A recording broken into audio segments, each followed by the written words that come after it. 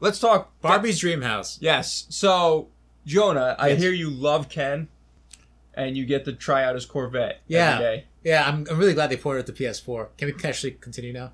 Back to what we're talking about. Jonah gets scared. I'm really uncomfortable with that joke. He was like, damn, they're going with it. Use this. Yell at me and tell me to get out. Don't call my bluff. See what happens when I go with your improv. Jonah's like, oh, crap. Okay, Destiny 2, where there's no Barbies or Kens. That we know of. It's only in the beta. Unless, there could be Barbies and Kens. That's true. Secrets are always in Bungie games. Yep. So, we talked a little bit about it last week, but Jonah was the only one that got to play it. So now we all got to play it. So, yes. Carmine, we'll start with you. I'm going to start with Jonah. I want to see how much more he's enjoyed it since we last spoke.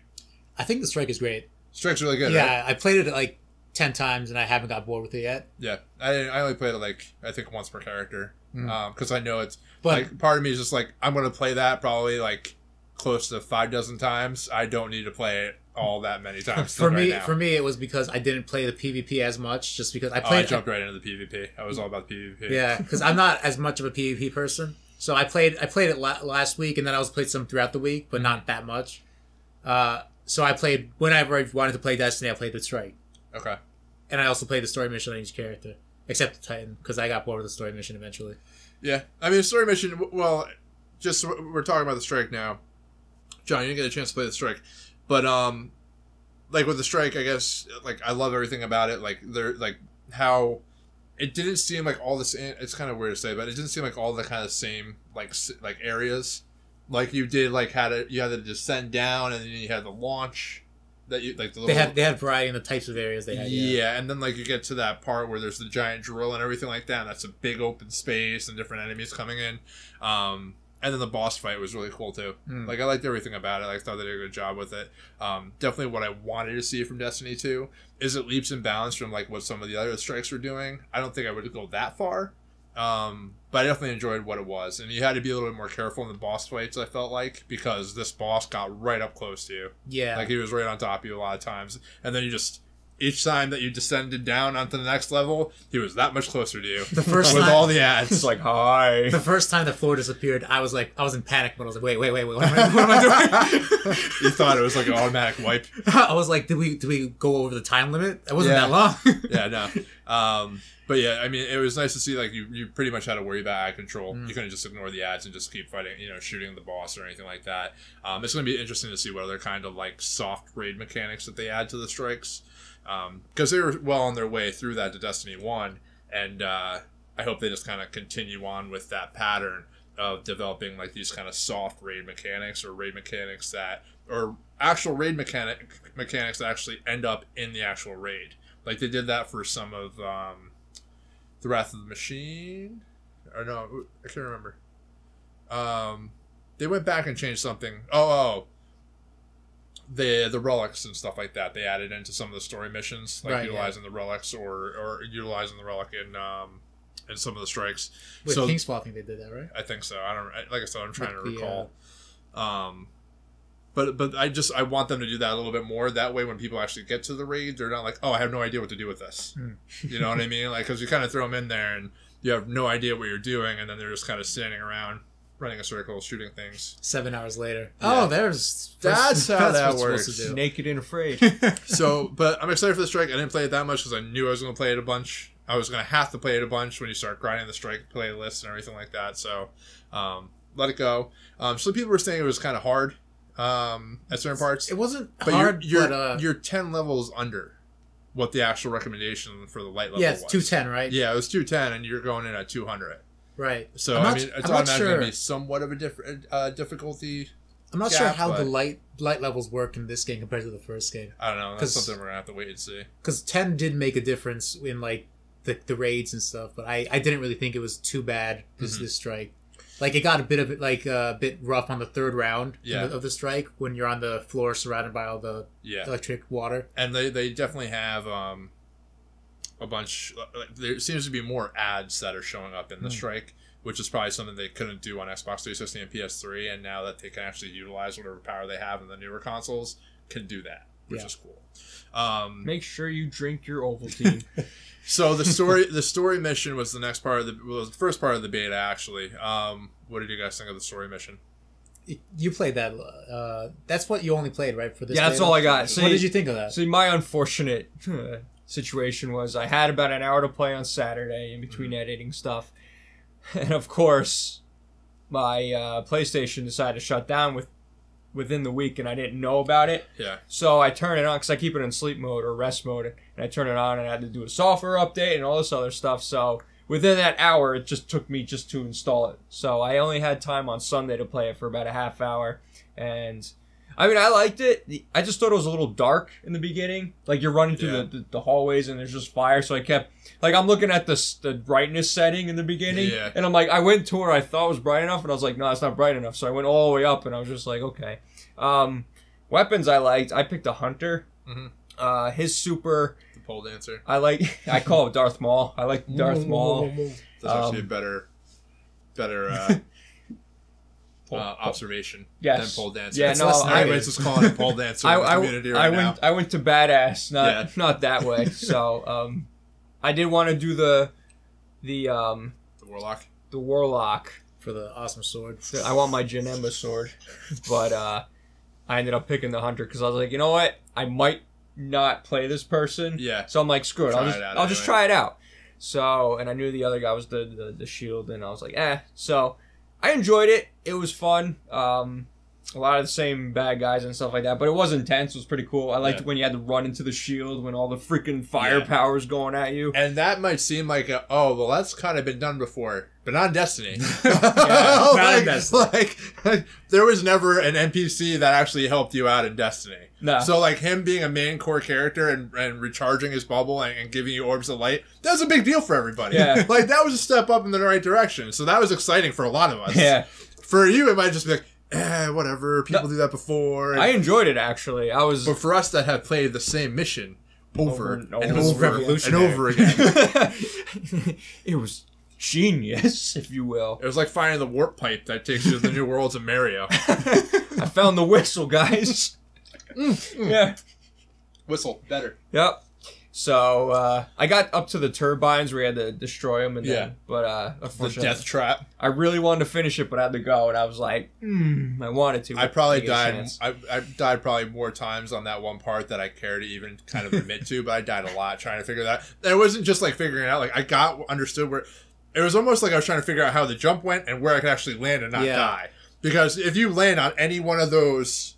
Yeah, you're dead. The poles, like even on the end where I thought I was safe, I died. Well, there was a lot of, actually talking about falling, there was a lot of parts where you can double jump, and I didn't know you were allowed to get to certain parts, and then I fell, and I thought I was going to die, and I'm like, I can go here. So it was a lot of it was kind of open. It wasn't like any direct path that you had to stick to, but I didn't have too much trouble with the turbines. The only problem I had was the one time I didn't double jump right enough, and I got hit from behind, or I didn't know there was multiple, because my pathway kept looking straight at the one I was looking at. Yeah. So I kept just shooting at it. I was like, I'm pretty sure I destroyed it. Like, how much do you want me to kill it? So then I was shooting the thing that was spinning up top, and I was like, no, that's not it. And I was like, so then I double jump, and I'm like, there's more over here. But then before I got to it, I didn't double jump high enough, and I got hit from behind. I thought that was fun, though. Yeah. I mean, I love how in that one mission, like I said, you had this Zavala helping you out with the bubble shield. Yeah. As soon as you start up, you see Cade 6, and he goes golden gun, takes out 3 guys, and he goes on his way. Ikora comes up for freaking Nova bombs, like 6 dudes. Yeah. Has their little dialogue and then disappears. So, all that stuff is it's like, well, that happens in Call of Duty all the time, that kind of stuff. But it doesn't in Destiny, so it's a bigger deal. Yeah. Right, Jonah? Yeah, exactly. Exactly. And actually, I want to mention something about Golden Gun. I actually like the change they made with it. Yeah. It made it, really quick, but you can just keep firing it for, I think 5 or 6 tries. Yeah. But it's more thematic to what it's going for, a gunslinger. You just fan the hammer. Yeah. I really dig it. I'm really going for the style points in this game rather than efficiency. So the mission I'm excited for, even in that one mission alone, there's 3 cutscenes. Evidently, there's 50 total cutscenes and stuff like that. So I think story's going to be very prevalent in this game, which excites me. Yeah. And then, I mean, I thought the alterations to the subclasses were really cool. The Titan Sentinel is the powerhouse in my opinion. Really? Yeah, it has a really good perk layout. Like you have the sticky void grenades or whatever. I don't remember what they're called. The shield is pretty much like you're going around shoulder charging a lot of like people, especially in PvP. Mm-hmm. You're able like to toss it and ricochet it. Nothing is more satisfying than ricocheting it off the wall and hitting somebody that's like behind a corner. I thought that the Striker Titan with the roaming super would be the most. I feel like it's gonna get so annoying to me. Yeah. Like eventually I'm gonna like get so angry about it. But the great thing about this is, and you guys didn't really play that much PvP, right? I played a good amount, but not that much. I played a lot of PvP over the since it started. Actually, like every night I was jumping in and playing PvP. I like that they have the 2 sets of primaries, the energy and the kinetic. But it's going to be interesting. I'm really interested to see like for every kinetic weapon, is there going to be an energy weapon, or the energy weapon is going to be kind of balanced on their own and have their own unique guns that can only be energy. Are there duplicates right now? Like ones? No, like kinetic and energy weapons, they're all different. Yes, that's what I figured. So I'm wondering, I'm assuming that you're not going to have like this, like the Scorpion Scout Rifle. I think it's Scorpion. Like you're not going to get a kinetic version of that gun. Sounds like it's only going to. You might get a Connect version though. Maybe. I like they had to do what they did with the power weapons, like the one-shot weapons, shotguns, fusion rifle, snipers, rocket launchers, grenade launchers. Then putting it into the power slot, they had to do it. Unfortunately, they just had to. For that, I understand they had to do that because it was a real issue in Destiny 1. Yeah. But I feel like the power weapons now are more equivalent to special weapons rather than heavy weapons. And I think heavy weapons are damage, gone. Yeah. They don't do the kind of damage that they weren't as devastating as what it used to be. And plus, that coupled with the fact that heavy can only be taken by one person on one team at once. That also lowers that. And the fact you have 2 primaries, I feel like the characters are more balanced. The PvP won't be as like one-sided. Yeah. But you feel a lot weaker. Can't really camp it out or anything like that. And that's the other side too, is that a lot of people were complaining about the ammo capacity of like the power weapons and like the actual campaign mission, the story mission, and the strike. Oh yeah, they barely gave you anything. They're already adjusting that though. They already made a mention of it. They sent a tweet out like what we were playing was like pretty much the build that was at the actual Destiny 2 reveal.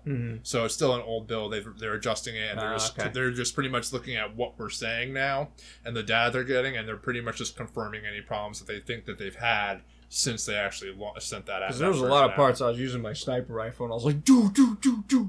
And then you're... yeah. So, the PvP I like, though, it is a game now where you can shut down supers. If it's 2 versus 1 and somebody's coming up with you with a super, like a Sentinel's running at you, charging you, trying to get you, and you're using energy weapons, because the energy weapons do more damage to supers. Just all around. That's kind of what that's the their thing, for I guess. Yeah.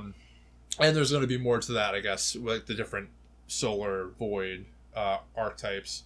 Like they're going to have different damage done probably in PvE and the strike and everything like that. But the energy weapons, if you're using energy weapons on somebody that has a super, you can drop them faster. Like there was 2 or 3 times, there was a few matches where we shut down 2 or 3 supers at a time because we were actually team firing.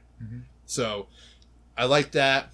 The supers aren't so devastating if you know how to kind of handle it and you're joined up as a team. It is much more of a team game now. I don't feel it's something where you can lone wolf and go and play and get like this amazing kill streak and these stats for just going in by yourself and trying to, one man everything. So I feel like that's more, it almost feels like some sort of version of Halo in that standard, because in Halo, as long as you were partnered up and you were going in with a buddy, usually you'd be able to come out on top on those 2v1s or sometimes the 2v2s if you were focused firing. So I like that element of it. I like that it's 4v4 and not the big team battles. What do you think of that? I think we talked about this part. 4v4? Yeah. Do you like the 4v4 or you like the... I do, just because it feels like I don't get teamed up on as much, and I also have more encounters, because sometimes in 6v6 my teammates have wiped them out already. If my team's winning, I have no one to kill. Or if my team's losing, there's 5 people on me. Yeah, well, that's how it is. You'll end up in one spot surrounded by everyone, but they're respawning over there, and you're like, guys. And a lot of people don't like because now it's, if you assist anybody, or if you assist anybody in killing anybody, it just comes up as you defeated them. So very much like Overwatch, where if you do any kind of damage, it counts as elimination for you. So I can feel better myself now. Exactly, and that's what it's there for. Like you'll still see that like on the feed that like you got that kill, but it's all counting towards your eliminations or your defeats. So from that perspective, it's just making it more approachable to people that want to come in and play and probably aren't the greatest at the game. So as long as they support and do some damage, they're going to get some points on it. And then they're not even showing you a kill KD anymore. They're just showing you what your overall productivity or whatever it is that I can't remember what it was. Overall productivity. You worked hard today. It's still like a percentage. It's like 2.0, 2.25. Employee of the month. 1.3. It's based on some of your eliminations, some of your assists, some of your captures. Instead of just purely your K to D. I guess that's good, just so you don't get those elitists on the exactly. And it's just the idea of you're going to be put into a game that allows for you to contribute somehow, which is good. Well, my KD was never great after the Felwinter Lie era, so I'm okay with that. You just weren't training hard enough. But I like it. I just want to see, I want to see the rest of the weapons. I just want the game at this point. Yeah, I want it. I want to taste for it. I've stayed away from Destiny for a while now. I jumped in. I don't know if I told you. I finally did the challenge mode for Wrath of the Machine last week that they were able to do it. So I did that. Since then, I haven't played. I wasn't really playing up until that point either. So at this point, I've taken enough of a break that me getting back into this, I'm just like, I just want, I want to get going. Like, I want to get the grind back. I'm most excited to make a character and start leveling the character up. Yeah. I like that part of RPGs a lot. So I guess that's one of the big draws for Destiny. Yeah. For me. The other thing that came out to pretty much yesterday. I don't remember. Yesterday. One of the IGN first videos came out that pretty much told you like what the actual patrol areas were going to have in it. Ooh. So you're going to have public events. You're going to have heroic public events. You're going to have lost sectors, which are like little zones that you can go in and explore. And you're going to have like an end boss too. I'm excited for that. You're going to have like daily, weekly events or something like that where you can go in and it's actually end game level stuff. So like once you beat the game, you can go back into the patrol areas and you're going to have different events you can actually go and partake in. Is that like Nightfall? I guess it's going to be like high level stuff. It's going to be like high level enemy stuff, but it's going to be end game drops. During Christmas, you have to fight an evil Santa Claus. Be amazing. That would be great. If they skated one of the bosses as Santa Claus. But even just like looking at what they're adding into patrol excites me because it's going to be something. And if you're going to have end game activities in patrol, it's just going to be another way for somebody to reach that max level, which is awesome. For somebody that just wants to go out, hang out, explore, jump in and help out where you can on patrol missions or public events. So I'm excited about that. They keep rolling out some new competitive. They rolled out a new competitive mode today too, where you have like a distinct amount of lives. They're calling it like survival mode, I think it is, and your team shares the amount of respawns until there's no more respawns. So I should not play that. And there's and like the central contention point is pretty much where the heavy spawns. Like there's one heavy that's up and available. So the idea is to get them all kind of fighting over that heavy. That's an interesting game. So all the new players are going to be like, just protect me. So I'm really excited for what it's turning out to be. Like there's a lot of people that are really mad about this game, and then you said you had a friend, like a clanmate, saying that like, you know what, I'm done. I'm not getting Destiny or cancel the pre-order. I'm going to say this: if you like Destiny, you're kind of on the fence about Destiny 2. It's a few things probably. One, you might just be burnt out of the game, and it's fine. People get burnt out on games, especially if you've been playing it for 3 years, like some of us. Two, if you played the first Destiny, you came back and you still hate it, Destiny's just not for you. Like it's not your Destiny. It's not your Destiny. It's just not your game. You just got to get over it. It's fine. You don't have to complain about it. Actively avoiding the pun. Yes. So that's my kind of perspective on it. Like it's just a matter of like, there's people that are going to hate the game. It's just going to happen. And people are going to hate any game. But it's not really up to us to defend the game. And I think that's like even like on some of like the it can be though, sponsor us. But it even like my Facebook page, like the FTC Fireteam chat page, like there's every post is either for or against the game or the beta or complaining about it. Like you're not going to change anybody's mind. They're either not going to like it and they're going to play it, or they're going to say that they hate it and they're going to end up playing it anyway. What's the biggest complaint so far? some of it's the weapon balance. Some of it's the weapons. The dual primaries is one dual primaries. Some people are off. I like it though because it's become more of a gun game than it is like a super ability game. Mm-hmm. The supercharge and stuff like that. There's a lot of the stuff people are complaining about though. They're going to adjust. Like they're already making mentions of stuff that they're going to be adjusting, and it is something that I think where it's not in like the Destiny 1 days where it was restricted as much to like what the engine can do. I think there's a lot more openness to what they can do now, so they can probably just go in and tweak some sliders to figure out what works best in their internal play testing. I'm excited. Overall, I'm excited for it. People, you can't make a judgment call on a beta. I'm sorry, you just can't. I mean, that's exactly what it is. It's testing. You're testing servers. We already know it's an old build. They said it was an old build. It was just there was something to get out there to help them out with what their final choices are going to be for the game. Yeah. And in my short time with it, I had fun. Even though I didn't really get to experience most of it, but I did. You know, it's like you said, they're adding things that people have seen in other games already, but it's Destiny. It's a little different. Yeah. It's the same, but it's different, and that's the slogan. that's their selling point. Same, but it's different. It's the same, but it's different. Destiny 2 coming out. But, IGN review. Same, but it's different. Not then. So, but guys, any final thoughts on that? No, I'm just excited for the release. Terrible game. Canceled. Jonas leaving his own clan. I mean, I bought it digitally, so I'm good. Yeah, you bought it digitally? You're not getting physical? Nope. I canceled my collector's edition because honestly, I can't go to myself. I can't look at myself and be like, I'm gonna spend $250 on a freaking backpack.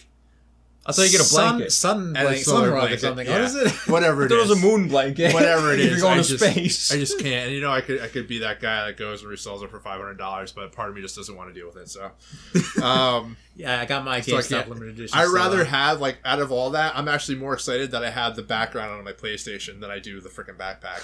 That I can go and watch my Guardians pop up and they're right there. I kind of wish I had that. Yeah, and you have to get that. That's pretty much any pre-order now from the PlayStation Store gives you some sort of theme. So, well, I figure you're fine with the digital because if you think about it, I'm gonna play it. You're gonna play it, but down the road anyway, if you decide to buy like the pack or whatever, they're gonna give you the Destiny 2 disc anyway. Yeah, they're gonna give you the Destiny 2 disc with all the codes and everything. So you have digital anyway. So it's fine. I do own 2 copies of Destiny 1 just because I think I do too. Yeah, because I bought the physical. Like collector's editions for both Taken King and Destiny 1. For a lot, and this is another conversation, but like for these games that have become like, what's the word I'm looking for? I've lost it.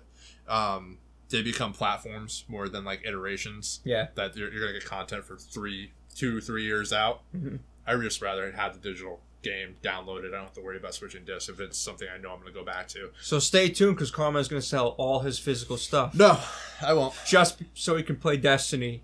And that's Cartridge Blast exclusive. Honestly, I was talking about this with somebody the other day. I have Destiny. Mm-hmm. I'm probably gonna be playing that for a while. I probably won't buy another game until like the Target buy 2 get 1.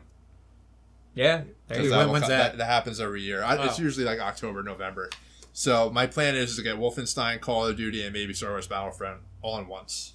And you get to take a picture with your exclusive PS4 Wolfenstein 2. Yeah, I don't want to take it back out of the box though. Don't do it. Yeah.